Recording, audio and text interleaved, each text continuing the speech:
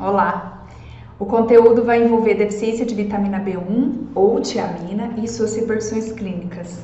Me chamo Liane e a minha formação, então eu tenho residência de clínica médica, desde 2016 até a atualidade já fiz cursos online e presenciais pela Harvard Medical School no tema Lifestyle Medicine, que inclusive tem vários cursos já na plataforma sobre isso, que em tradução livre é Medicina do Estilo de Vida, que apesar de ter o nome Medicina, não é só para profissionais médicos, o intuito é envolver toda a área de atuação de profissionais da área da saúde, envolver uma equipe multidisciplinar para que com conhecimento a gente consiga modificar todas essas doenças crônicas não transmissíveis diretamente relacionadas ao estilo de vida. É uma área fantástica, começou nos Estados Unidos, já está na Europa, vindo para América Latina e Brasil, e inclusive nos Estados Unidos já tem área de atuação como residência. Tenho título de especialista pela Associação Brasileira de Nutrologia e fiz nutrologia na USP em Ribeirão Preto. Hoje em dia, meu campo de atuação é no consultório e também sou professora da pós da nutrologia da USP, Universidade de São Paulo. Então vamos lá, quais são os objetivos da aula? Que quando você termine essa aula, você entenda por que a vitamina B1, apesar de ser tão pouco falada, infelizmente, ela é fundamental para que todo o nosso metabolismo funcione, tá? E que você fique capaz, né? Você consiga diagnosticar de forma precoce e ter uma intervenção nos quadros de deficiência de tiamina. Obviamente, dependendo do que não se possa prescrever, você numa equipe multidisciplinar consiga avaliar da melhor forma junto com outros colegas que esse paciente está com deficiência. O conteúdo da aula, metabolismo e atuação da tiamina, clínica da deficiência de vitamina B1, discussão de caso clínico real de um paciente que enquanto eu estava na USP eu acompanhei, né, durante o meu período de formação na nutrologia, e apresentação de artigos.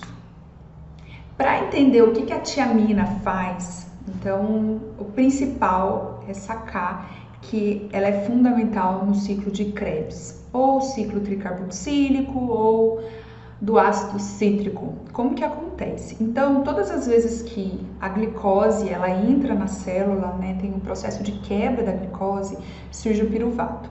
E aí, o piruvato ele tem dois caminhos. Ou ele tem um caminho de entrar para o ciclo anaeróbico, né, com formação de lactato, ou, o que é o mais utilizado, entrar para o caminho do ciclo aeróbico. Do piruvato, vai para acetil-CoA e da acetil-CoA entra no ciclo de Krebs e libera do ATP e toda a energia necessária para o metabolismo. Entretanto, o que rola? A piruvato deshidrogenase é uma enzima que ela precisa existir para que ocorra essa conversão do piruvato em acetil-CoA e o acetil-CoA entra no ciclo de Krebs. Entretanto, em casos de deficiência de vitamina B1, porque não consegue ter ativação dessa enzima. Então, a vitamina B1 ativa essa enzima e faz com que tudo aconteça. O que é o enrosco? Se eu não uso o piruvato aqui, se a célula, né, a célula não usa, o piruvato vai deslocar para cá e eu vou ter uma hiperlactemia.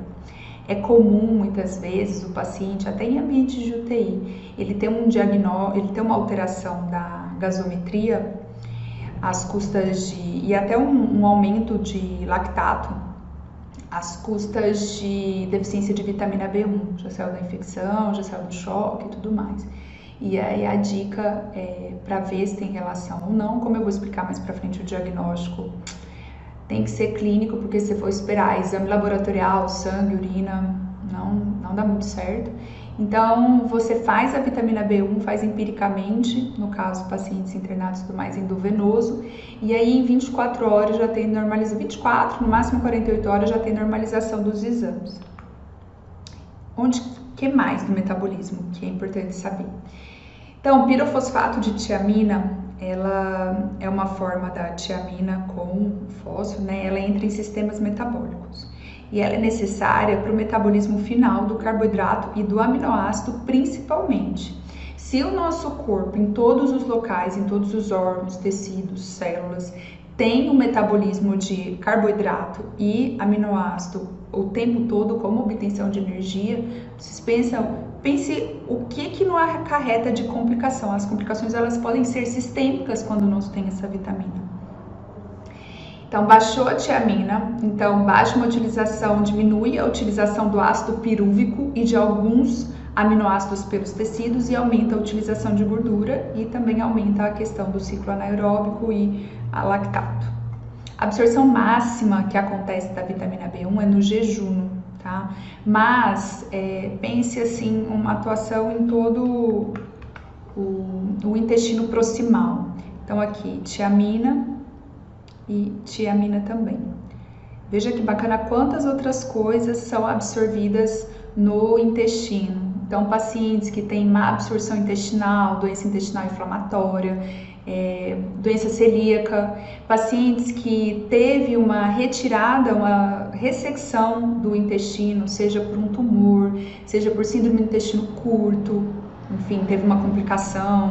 O intestino curto ele pode ocasionar por trombose mesentérica, pode ocasionar por uma complicação de uma apendicite, é mais raro, mas tem também volvo de intestino, que é quando o intestino ele não é tão comum, né? Mas ele tem uma rotação anormal, então o sangue ele não consegue circular como deveria, as áreas ficam de necrose e tem que fazer a retirada.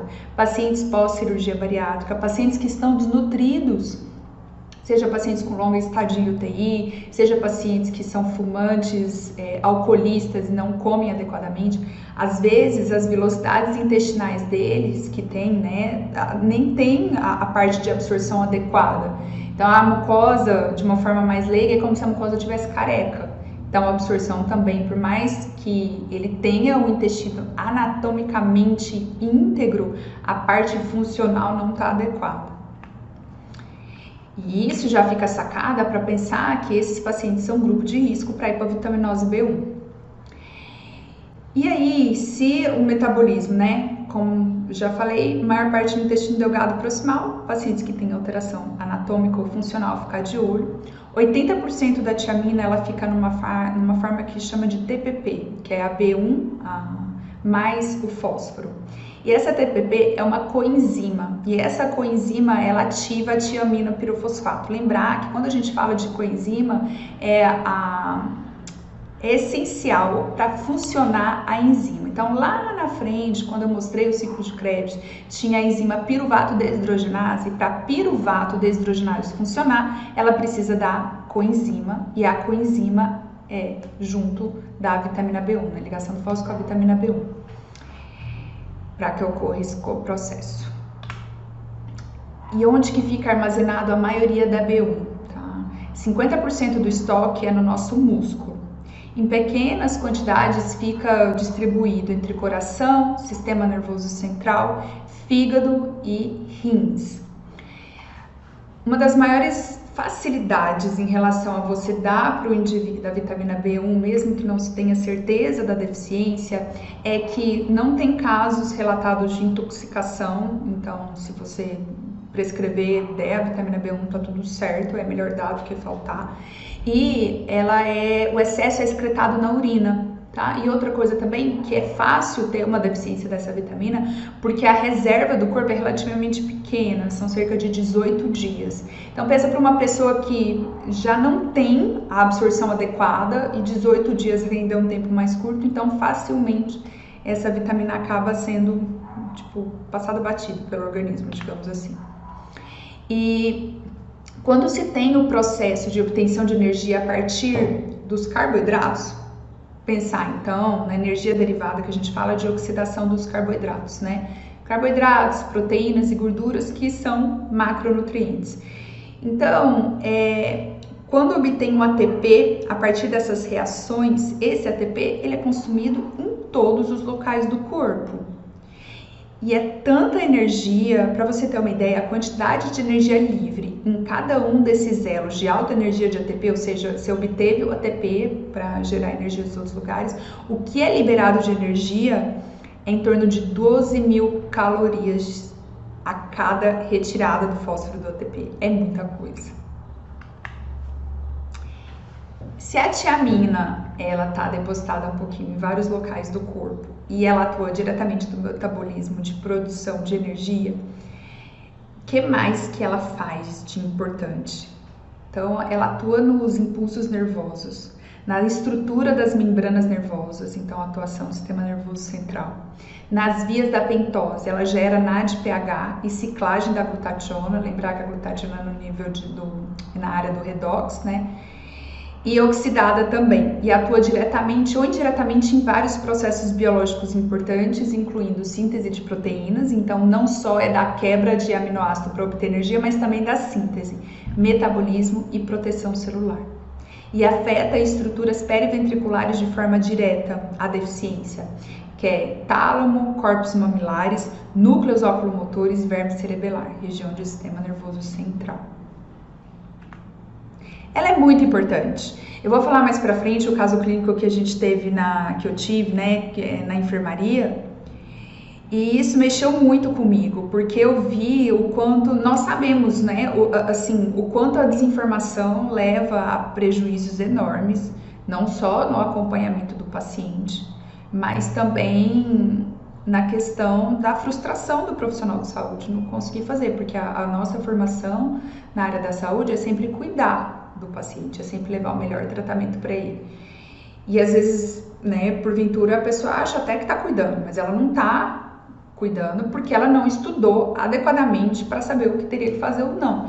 E os danos, você vai ver ao longo da aula, muitos são irreversíveis, assim, destrói a vida de uma pessoa. Então, o sistema nervoso central, né, ele já tem as áreas de atuação da tiamina que eu falei mais pra frente, então o que mais que acontece quando tem uma redução da tiamina? Pensar que o sistema nervoso central, ele basicamente, a obtenção de energia dele depende do metabolismo dos carboidratos. Então, se tem redução da tiamina, reduz, né, o metabolismo da via aeróbica, começa a usar corpos cetônicos, entra na via alternativa, obtenção de energia pelo metabolismo lipídico. O que acontece no cérebro? Tem uma alteração de neurônio e tem uma interrupção de comunicações de sistema nervoso central, levando a lesões e alterações cerebrais.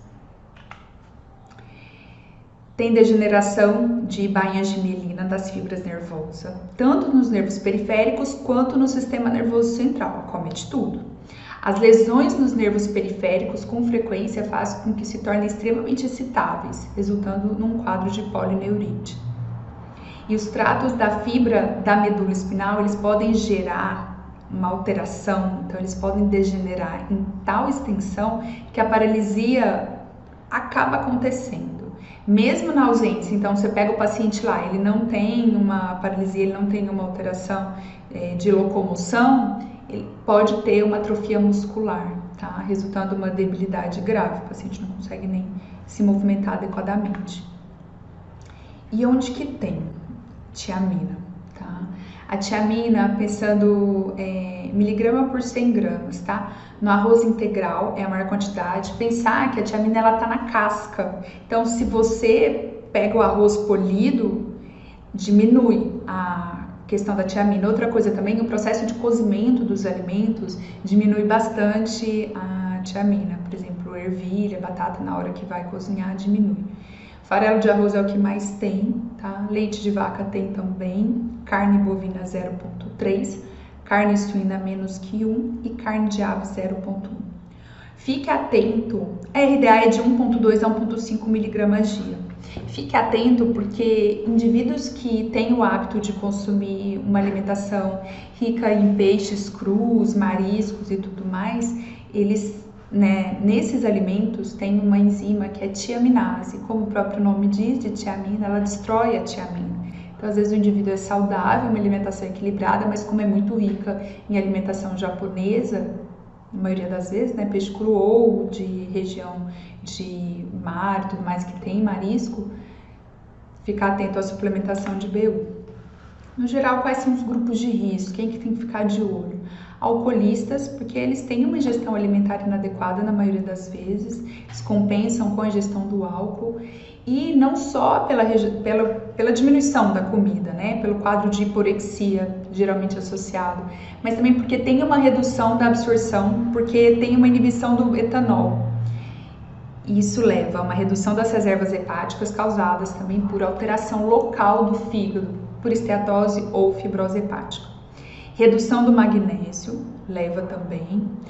Cirurgia bariátrica pós-operatório precoce, principalmente, porque além da redução do alimento, porque fica líquido um tempo, fracionado, é habitual esses indivíduos vomitarem bastante. E aí já tá pouca quantidade, ainda tá vomitando, atento ainda a vômito e hiperêmese gravídica. A grávida fica vomitando bastante, indivíduos com bulimia também é muito comum.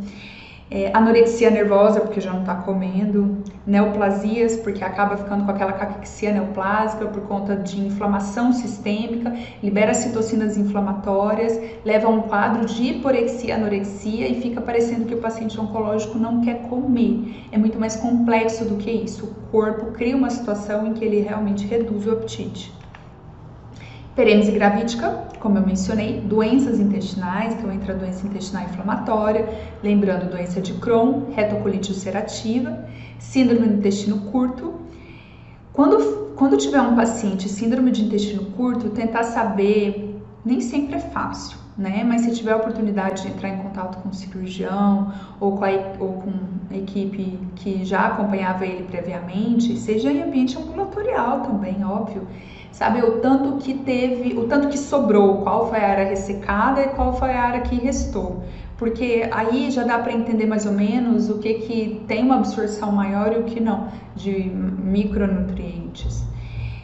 Tuberculose disseminada, o HIV, né, quando está já no estado de SIDA, síndrome de realimentação e hemodiálise também levam à hipovitaminose de B1. Qual que é a clínica, né? Pensando que a clínica é soberana, sempre. Os exames complementares, como o próprio nome diz, estão para complementar.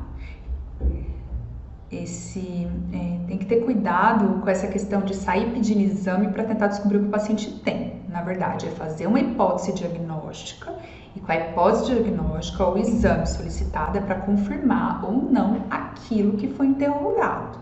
Porque o excesso de exame, toda vez que coleta exame de um paciente ou submete ele, não só é o estresse que você gera na pessoa, de achar que tem alguma coisa errada com ela e como vai ser.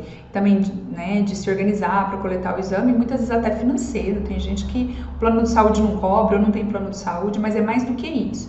Quando colhe o exame de saúde, colocou uma seringa na veia. Pode ter complicações, não é tão simples assim, pode ter uma trombose, pode ter uma flebite. Então, direcionar melhor o que se pede. A clínica, então, a maioria dos locais falam que tem uma tríade clássica. O indivíduo vai aparecer com confusão, ataxia, que é a alteração da marcha, e nistagmo, que é quando o olho ele fica como se fosse balançando. Você pede para o indivíduo olhar para um lado para o outro, o olho ele fica balançando, pode ser horizontal ou vertical, né? E pode ser rotatório também. Só que 10% dos casos, consta na literatura que só 10% dos casos é que realmente tem essa tríade. E a diferença da encefalopatia para a síndrome de Korsakoff é que a encefalopatia é uma alteração neurológica reversível. O que é a maravilha? Se o indivíduo tiver nesse quadro de alteração de marcha, de confusão e tudo mais, você der a B1 para ele, tem tudo para reverter e ele ficar bem. Entretanto, se passar o tempo do diagnóstico, ninguém viu, ninguém sabe, ninguém, né, notou.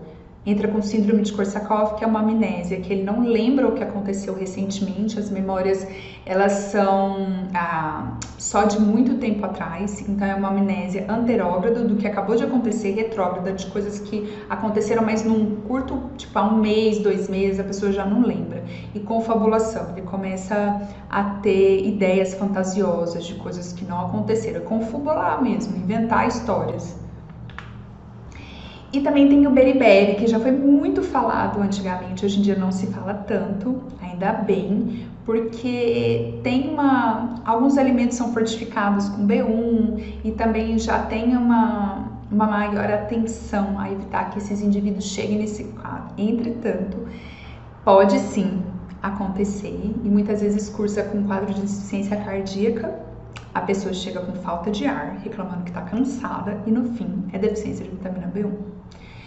Beriberi seco, então, é quando pode acometer os nervos, né, de uma forma simétrica, então dos dois lados, e distal, então é mais em extremidades. E beriberi úmido ele tem relacionado a polineurite, que é tipo o beriberi seco mais alguns sintomas.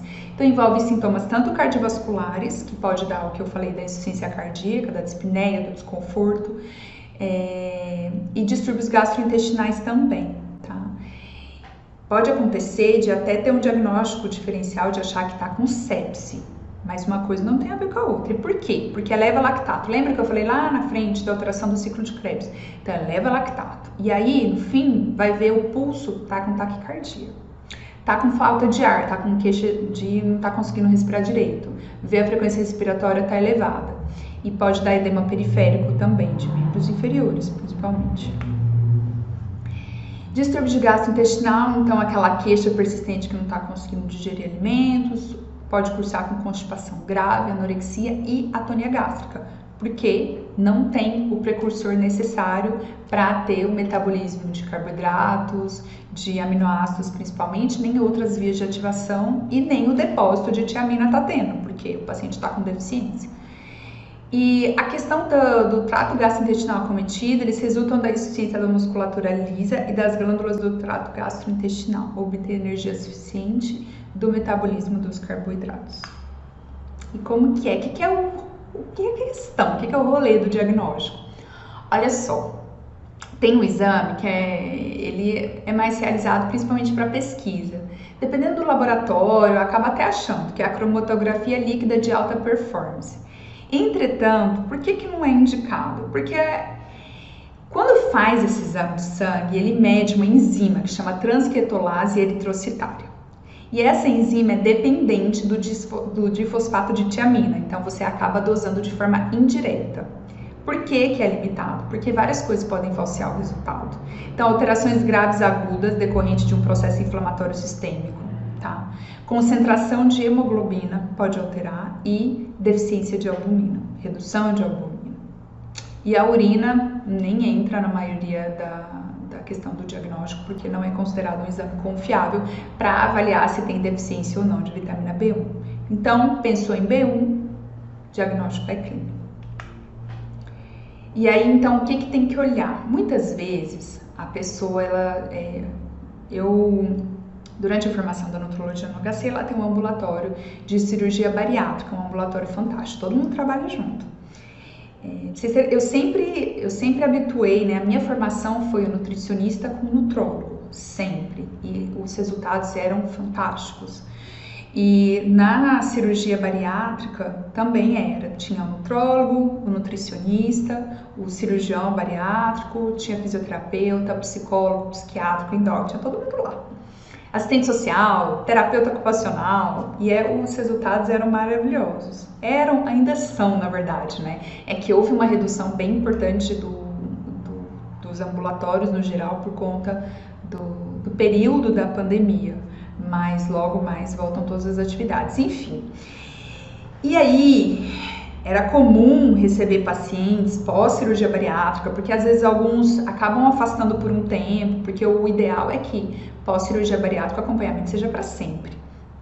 E aí tinha a última paciente que eu acompanhei, ela chegou com uma queixa que ela estava meio esquecida. Sempre quando estiver meio esquecida, tem que tentar diferenciar se é o esquecida do estresse, porque o estresse e a correria do dia a dia, ele te tira a atenção plena, ou seja, você acaba fazendo uma coisa pensando em outra. Então você está digitando um trabalho, você está pensando o que você vai fazer de almoço, para quem que você tem que ligar, o que saiu na rede social. Isso não é um esquecimento grave, isso é um esquecimento que precisa de medicação, precisa de exame. Esse é um medicamento, esse é uma falta de atenção por diminuição da atenção plena do que você está fazendo. Você não está vivendo o momento presente, né? Você está com a cabeça cheia de um monte de coisa.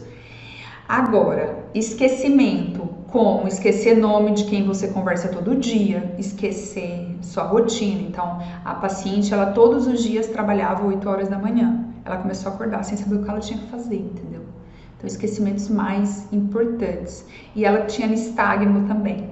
A batata. Comecei a dar B1 para ela, vitamina V oral, 100 miligramas, 3 vezes ao dia. Pensando que ela tem uma redução de absorção, né? Fiz por 10 dias e pedi um retorno. No retorno ela já estava ótima, tá? Então, em muitos casos, tem que fazer endovenoso, dependendo do paciente se ele está em CTI ou não, dependendo do grau de absorção. Então, uma forma, se o paciente for pós-bariátrico, tiver uma ressecção intestinal, ou por outros motivos, se tiver numa fase inicial e der para você ver o paciente logo, ficar mais de perto e tentar, faz uma dose fracionada, vende na farmácia, comprimido mesmo, pelo menos ajuda, não precisa fazer altas doses, né, de uma vez só, porque muitas vezes quando você dá uma alta dose de uma vez só, acaba que a absorção ela continua pequena e você tira a chance melhor dele conseguir pegar essa vitamina, é melhor dar fracionado e menores quantidades, porque tem um limite de absorção, né. Esse artigo foi publicado na revista de neurologia de um caso, tá? Foi publicado em 2015. Paciente de 70 anos, masculino. História dele: hipertenso, um relato de uma úlcera péptica com estenose duodenal e uma duodenite. E um relato de fitobezoar gástrico, tá? Ele estava falando que nos últimos dias estava com uma piora da marcha, né? Tava aquela marcha meio estranha, estava andando sem equilíbrio. Acabaram entrando com ele na unidade de emergência, dosaram exames, achou só uma deficiência de ácido fólico, fizeram a reposição de ácido fólico alta. Um mês depois, esse mesmo paciente voltou na unidade de emergência falando que piorou a marcha, o andar dele estava muito mais difícil, sabe aquele andar de bêbado? Associada à falta de ar, a queixa dele, uma dispneia, e dor torácica ao esforço. Bom, dispneia com dor torácica dá na hora uma sensação que é bem cardíaco, né? E aí no exame acharam mesmo insuficiência cardíaca direita. O tratamento foi furosemida para tirar o excesso do líquido, né? O raciocínio foi esse: melhorar a dispneia, dar conforto e alta, depois que estabilizou. Entretanto, ele evoluiu com estabilidade de marcha sem melhora e apareceu nistagmo bilateral, horizontal, uma diplopia quando vem 2, paresia, hipoestesia e perda sensitiva vibratória em membros. Lembra que no beriberi seco dá polineurite, né? E no beriberi úmido dá polineurite associada a sintomas cardiovasculares e pode ter também associada a sintomas do trato gastrointestinal. Nesse caso ele tinha cardiovascular e tinha também a neurite. Eles fizeram a ressonância magnética do cérebro, tinha uma hiperdensidade em T2 na região de tálamo e de verme cerebelar. Então, tálamo e verme cerebelar são regiões do sistema nervoso central. Hiperdensidade mostra alteração que é comum relacionada à deficiência de vitamina B1. Entretanto, atenção, umas formas de diagnóstico, muitas vezes até tardio, da hipovitaminose é através de exames de imagem, né? Você pode fazer tomo do encéfalo ou ressonância. O que é o problema? Muitas vezes demora muito para aparecer. Por isso que ele não é considerado um padrão ouro, nem nada disso, para você fazer o tratamento do paciente. Porque às vezes, quando aparece em ressonância, o paciente já está com Korsakoff, que é a irreversível. E na toma, às vezes, não aparece nada. Mesmo com um paciente com um monte de alteração, com um quadro super florido, na toma não aparece nada. E pode acontecer da ressonância não aparecer nada também. Então, olha, liberta de exame, no caso da B1, e foca mais sempre na clínica. Exame para complementar ou às vezes para ver mais para frente, igual do paciente que eu vou mostrar que a gente acompanhou, a gente acabou fazendo exame até para deixar tudo certinho no prontuário dele, mas foi depois que a gente já tinha começado todo o tratamento. Dias fez a ressonância. Aqui, ó, essa é a imagem que eu tirei do artigo, que é o do exame de ressonância do paciente. Então tem hiperdensidade na região do tálamo, na região bilateral, tem também na região do terceiro ventrículo, tá? E também tem na região do verme cerebelar. Diagnóstico bonitinho, história clínica também, exame físico, tudo falava a favor de B1. É fácil fazer esse diagnóstico? Não é, porque uma coisa é você saber depois que foi publicado no artigo, né? Outra coisa é você estar lá vendo o paciente e pensando em 1000 outras coisas. E às vezes o paciente nem está em porque para ele ter chegado no hospital, não sei se ele procurou atendimento antes. E muitas vezes esses pacientes até chegam no consultório com queixas inespecíficas e até chegar que é B1, muita coisa já complicou. Foi iniciado tiamina com melhora após 48 horas e desaparecimento das lesões em ressonância magnética. Isso é maravilhoso. E adendo, nem sempre as lesões em ressonância magnética desaparecem rápido, tá? É comum o paciente ter uma melhora clínica, por isso que a clínica é soberana, e aí faz uma ressonância Um mês depois, as imagens ainda estão lá. Ignora as imagens, paciência. Se a clínica melhorou, significa que a reposição está ok, e o paciente logo mais, pode demorar um tempo, tem melhora das imagens. Após um mês, ele tinha residual uma parestesia em membros e marcha atáxica, e veja como muitas vezes, quando está próximo de virar um quadro crônico, que é o Korsakoff, o paciente demora a melhorar. Após 5 meses, ele tinha ainda uma melhora de todos os quadros, mas mantinha uma alteração de marcha. Veja só, por que tem a questão de alterar, né, o coração, especificamente? Além de ter a questão de produção de energia, que vai determinar a contração miocárdica, se tem uma redução de tiamina, vai ter um enfraquecimento da musculatura, né, do músculo cardíaco, levando a uma insuficiência cardíaca, e também leva a uma vasodilatação periférica. Então, tem uma diminuição da liberação de energia pelos tecidos e tem uma dilatação vascular total, local. Por que ele piorou depois que fez o uso do diurético? Porque quando tem uma redução da tiamina, eu já sabia que tinha, porque já tinha uma ataxia de marcha, já começou lá bem atrás o caso dele. Já sabia que tinha redução, tá bom. E aí, quando ele evoluiu para insuficiência cardíaca, já tinha um comprometimento importante, né? Quando usou a furosemida, que é um diurético de alça, associado a uma ingestão alimentar inadequada em uma idade avançada, aí pediu para todos os estoques estarem baixos mesmo. Por isso que ele complicou tão rápido. Quando for suplementar, então, uma dica, você pode suplementar até com 100 mg dia, tá? O paciente estiver usando, se for IC, estiver usando os diuréticos de alça, por exemplo, uma furosemida, pode causar a depressão da tiamina, porque estimula com que tenha maior saída de líquidos do corpo, aumento de volume da urina, pode acabar saindo mais. E avaliar o estado de tiamina desses pacientes, tá? Fica meio de olho e às vezes a gente não tem clínica. Não espera a clínica para começar.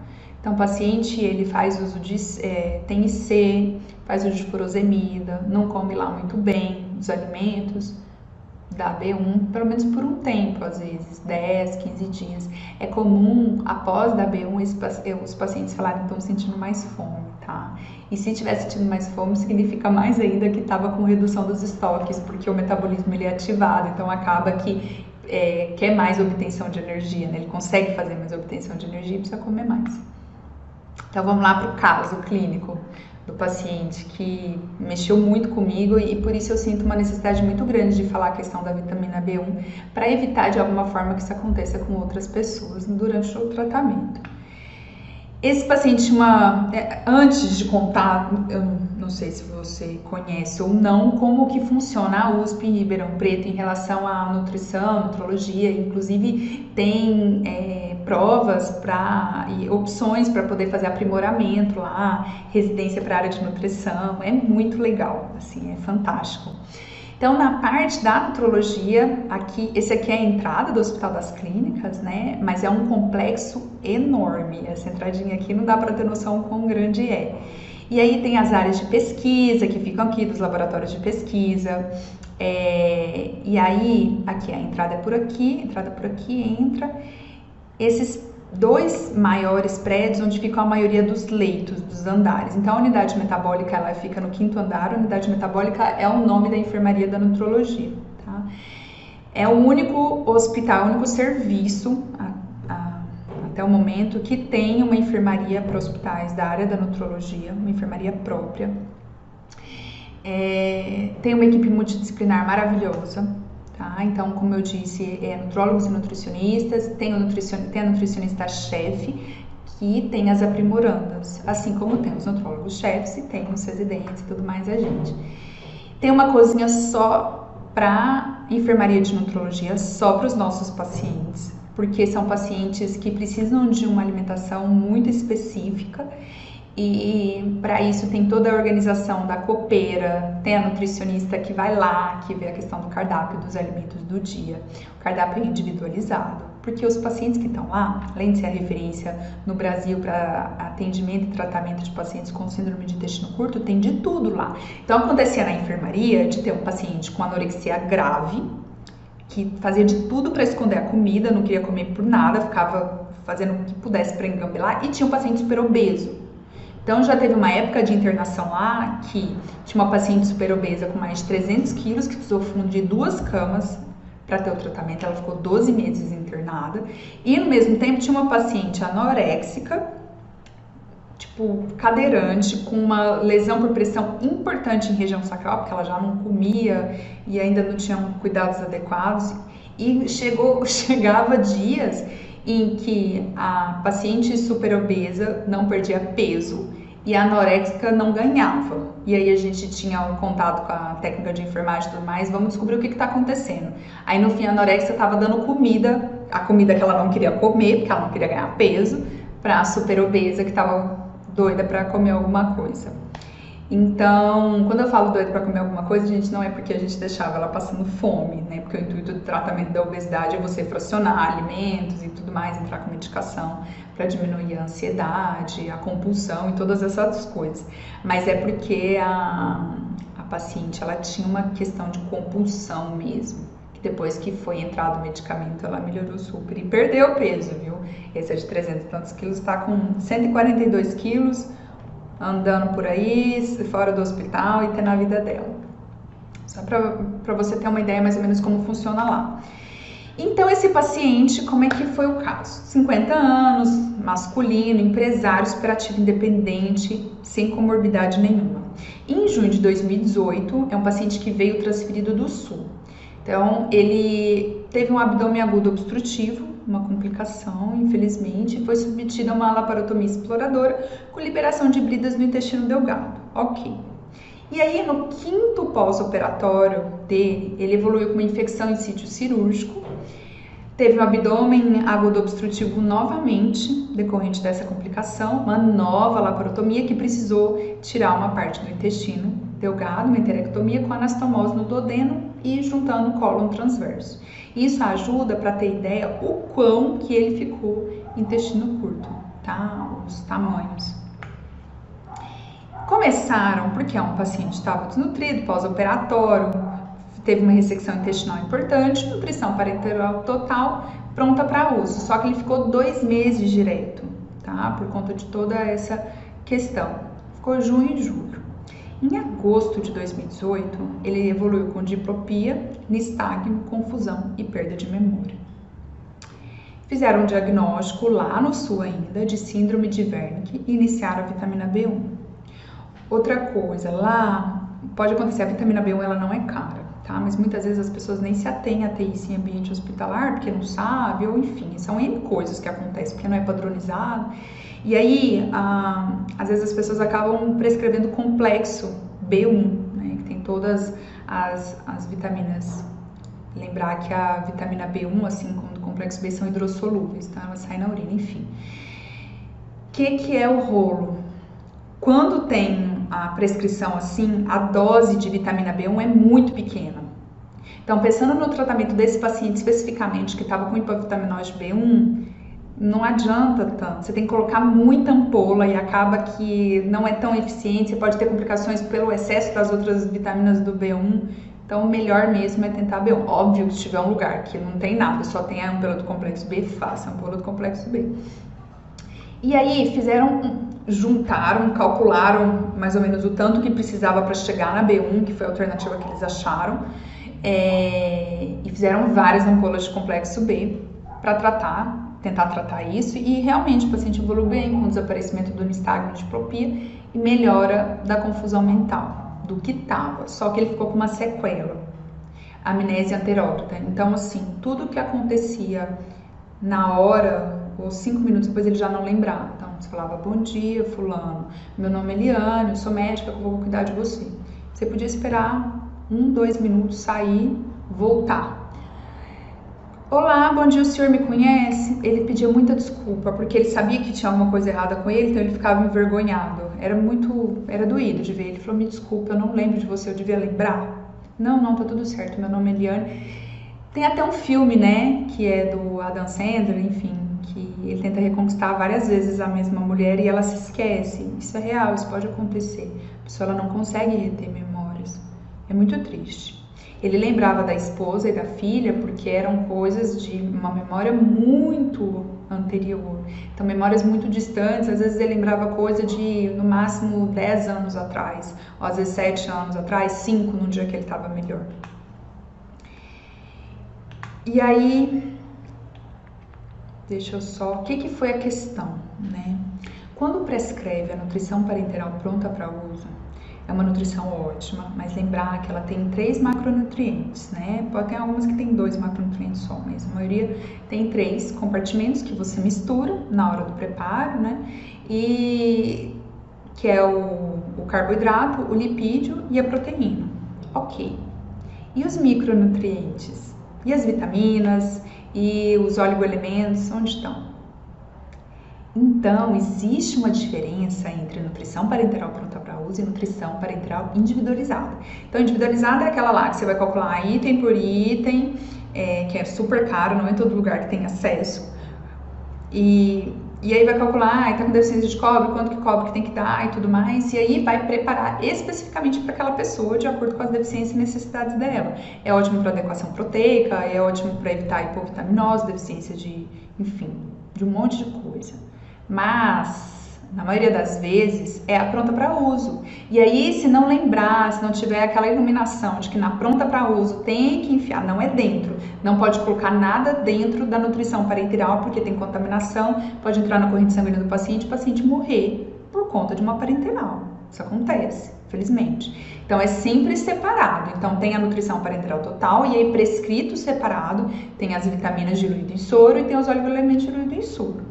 Mas tem que fazer todos os dias. Entretanto, tem que avaliar cuidadosamente, porque principalmente oligoelementos como o manganês, tá? Tem risco de intoxicação em região cerebral. Então, pacientes com intestino curto que ficavam a longo prazo com parenteral lá no HC, eles evoluíam, até na ressonância dava para ver, dava uma alteração de marcha, podia dar uma confusão mental, mas é porque às vezes estava 10 anos de parenteral, 5 anos de parenteral, então a gente teve que fazer toda uma reestruturação por conta que as ampolas prontas, muitas vezes elas não permitem que você tenha uma dose adequada de manganês e tudo mais.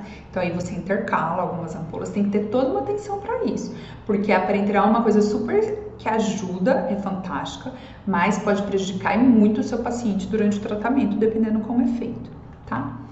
Então, como eu mencionei aqui, ó, presta atenção na questão da vitamina e na questão dos oligoelementos. A maioria, claro que diferencia de um laboratório para outro, mas a maioria tem o sulfato de zinco heptaidratado, o sulfato cúprico pentaidratado, sulfato de manganês monohidratado e cloreto crômico hexaidratado. E no caso das de vitaminas, palmitato de retinol, colicalciferol, só que são doses menores, né? Então, dependente por exemplo, colicalciferol 220 unidades internacionais, dependendo do que o paciente tiver, se for, já peguei hipovitaminose de 6 de vitamina D, entendeu? Tem que fazer uma reposição no tempo adequado.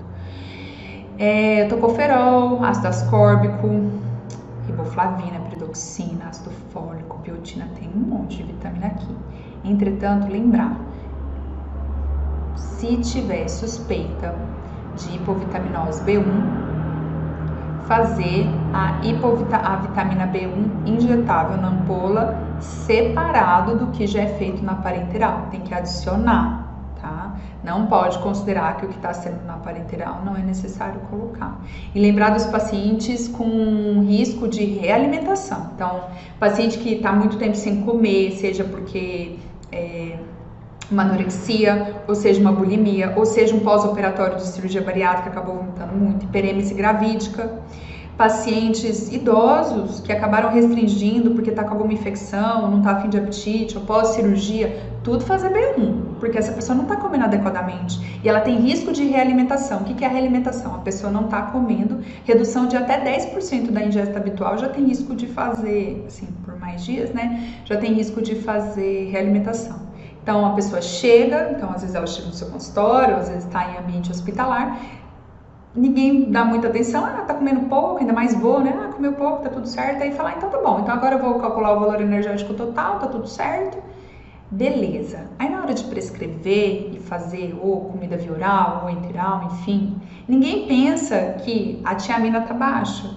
E aí na hora que você dá um monte de comida para a pessoa comparado com o que ela não estava comendo, desregula tudo, o metabolismo de carboidrato, aminoácidos e tudo mais, eles já tinham ido para uma via alternativa para conseguir lidar com aquela diminuição de ingestão calórica do indivíduo. E aí você dá a comida para o metabolismo que já estava todo alterado.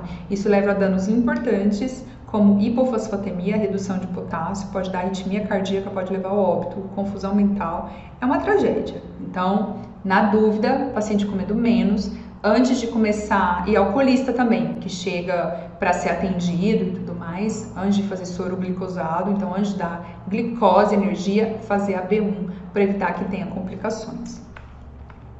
E morre, viu? E às vezes morre em ambiente de CTI por realimentação, e ninguém nem sabe o que está acontecendo, acha que foi por outras coisas, né?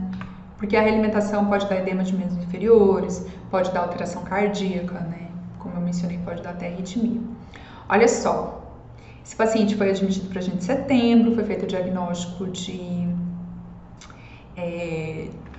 foi feito não, né? Já tinha tido o diagnóstico de Wernicke no serviço, mas a gente, quando ele chegou pra gente, a gente viu todo aquele quadro, fechou um diagnóstico de Wernicke-Korsakoff, ou seja, já tinha entrado na parte crônica irreversível. E não reverteu mesmo, ele ficou internado com a gente mais de 10 meses, assim, e infelizmente evoluiu a óbito.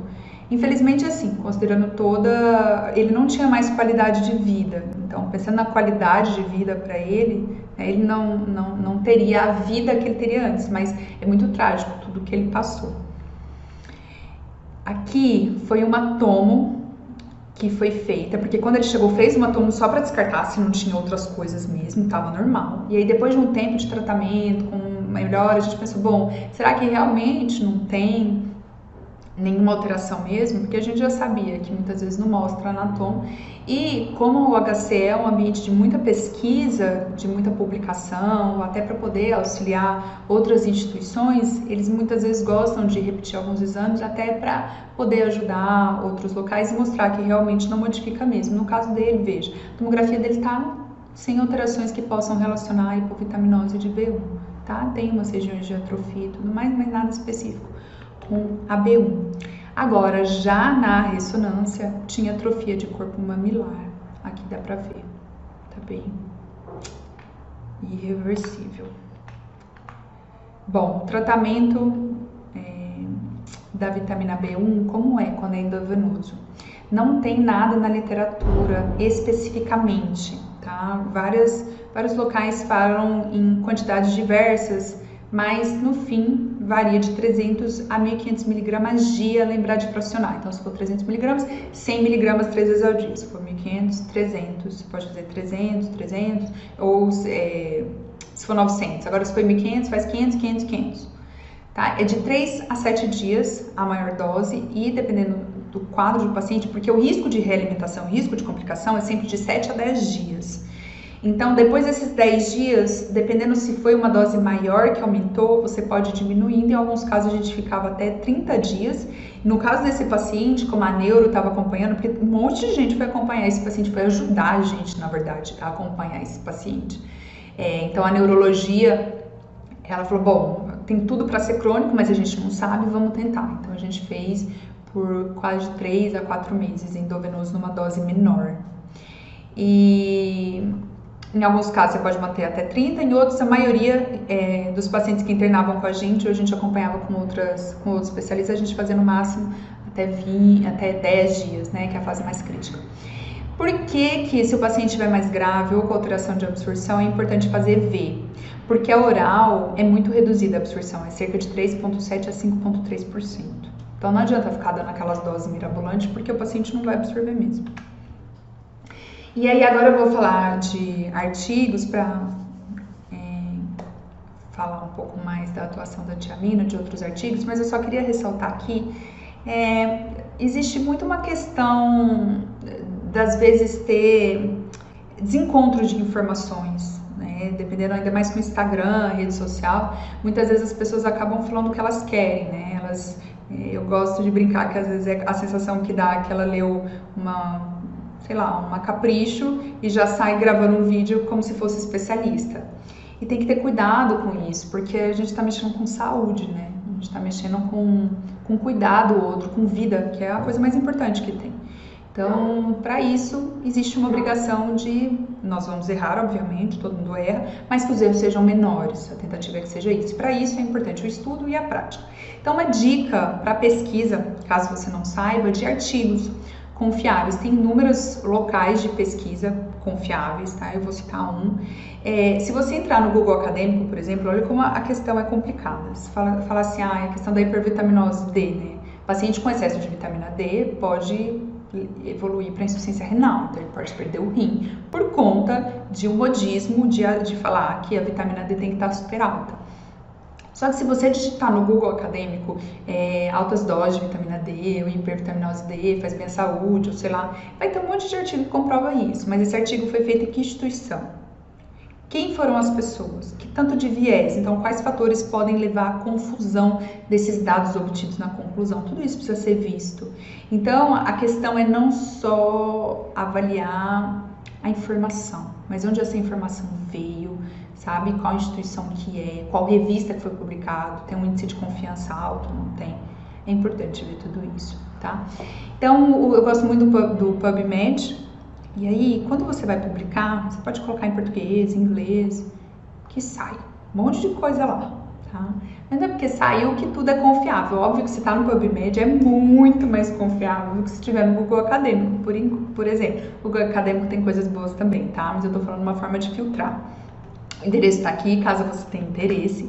E aí, geralmente eu nem uso essa parte avançada, tá? Mas, dependendo, vale a pena usar, porque tem alguns profissionais da área de saúde que eles têm um renome maior na área da pesquisa, né? Então você pega a forma como ele publica e você consegue colocar para ver outras publicações, ou se você quiser algum subtema específico dentro do tema geral. Então é uma dica para tentar afunilar mais ainda a sua pesquisa. Quando saiu o resultado, aqui eu coloquei em português mesmo, vitamina B1, saiu muitos resultados, muitos assim, né, gente? Quando você compara para de 2021, é muito pouco. Apesar de ser uma vitamina tão importante, não se faz tantos estudos quanto antes. E aí, uma dica para pegar os artigos mais recentes, você afunila aqui. Então, vai ser o resultado, você vem aqui no cantinho. Então, eu geralmente, dependendo do artigo, né, do tema, você coloca para coisas mais recentes, sei lá, eu quero dos 2 últimos anos, eu quero do último ano, de 2020 a 2021.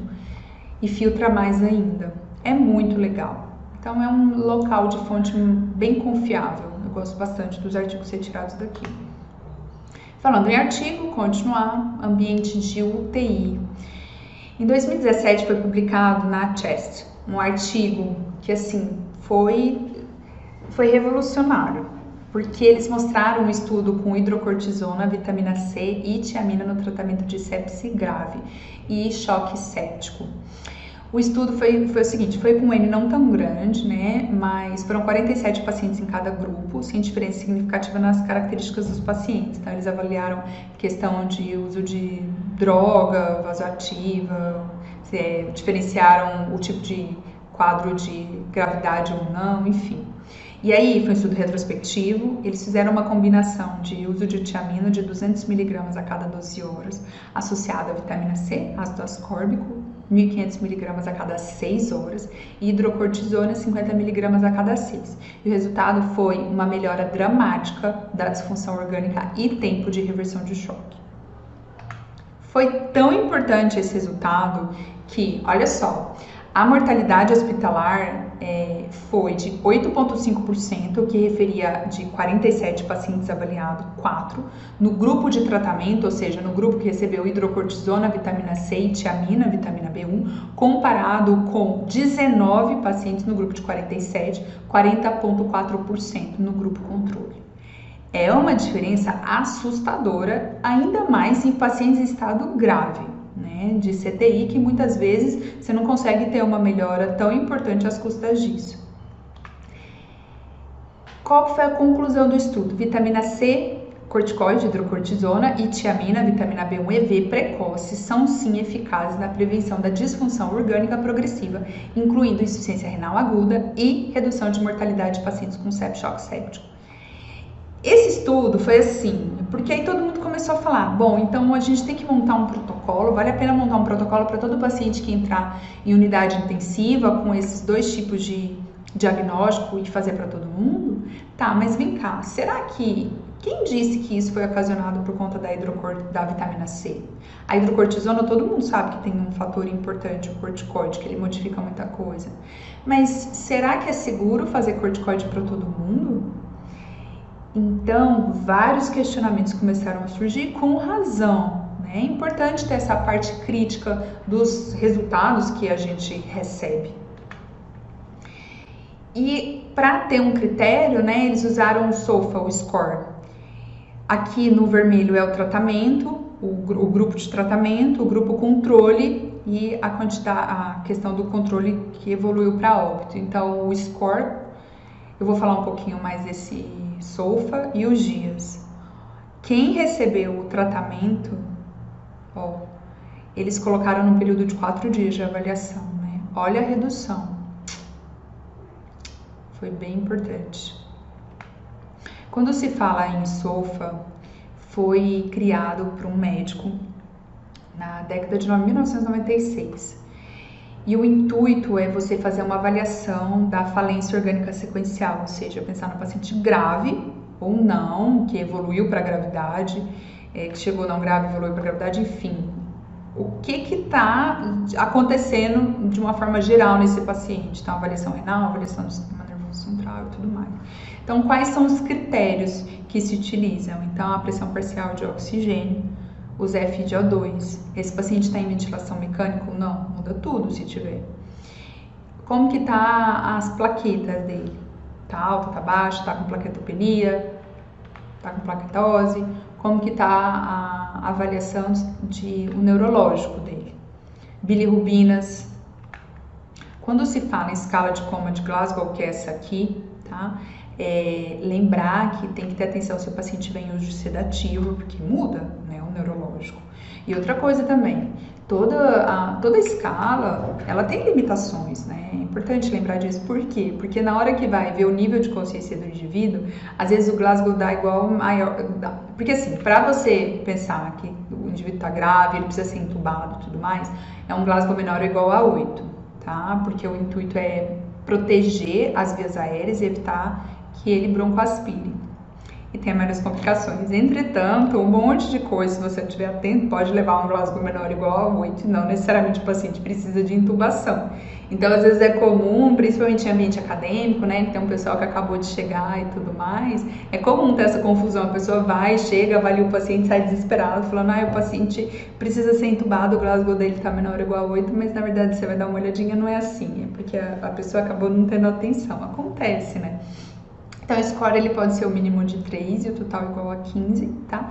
Ele vai avaliar 3 parâmetros de resposta: abertura ocular, melhor resposta verbal e melhor resposta motora. Então, a abertura ocular é o parâmetro, o que é a resposta observada, e de acordo com a resposta você classifica a quantidade, o score. Abertura espontânea, estímulos verbais, estímulos dolorosos e ausente. Melhor resposta verbal, orientado, confuso, palavras inapropriadas, sons ininteligíveis e ausente. Melhor resposta motora, se ele obedece ou não a comandos verbais, se ele localiza estímulos, se tem uma retirada inespecífica por conta de dor ou de alguma coisa que você tentou estimular, padrão flexor, padrão extensor e ausente.